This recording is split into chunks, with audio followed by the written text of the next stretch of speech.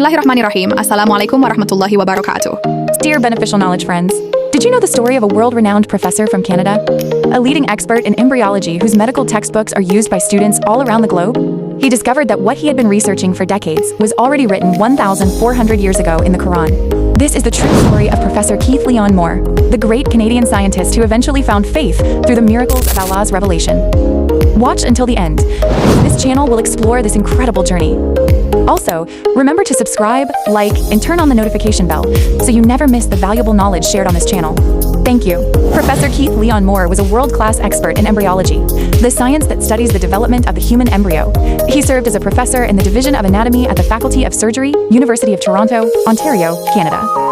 Moore was the Associate Dean for Basic Medical Sciences in the Faculty of Medicine, and he chaired the Department of Anatomy from 1976 to 1984.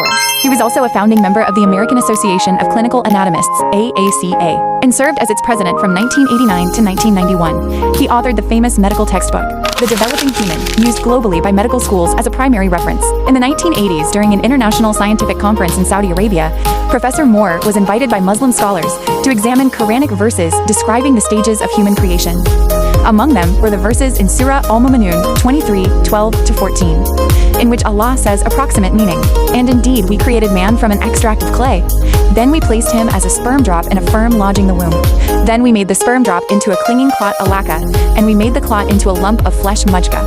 Then we made from the lump bones, and we clothed the bones with flesh. Then we brought him forth as another creation. So blessed is Allah, the best of creators." As a scientist, Professor Moore was astonished when he heard these verses. The term alaka in Arabic means a clinging substance or a leech-like clot, which matches precisely with the appearance of the human embryo during the second and third week of pregnancy. Even more surprising, the word mujga means a chewed-like lump, which accurately describes the embryo once somites begin to form, resembling teeth marks on chewed flesh.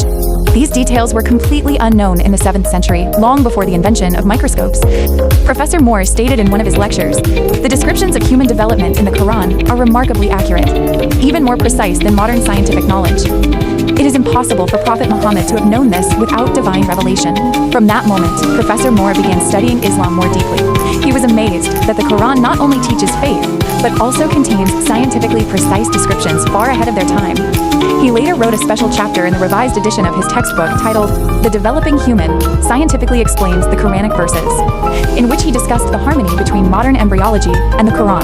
At an international conference in Dammam, he stated openly, "If this is what is written in the Quran, then it must be a revelation from God." Shortly afterward, Professor Keith L. Moore embraced Islam, convinced that true science and divine revelation will never contradict.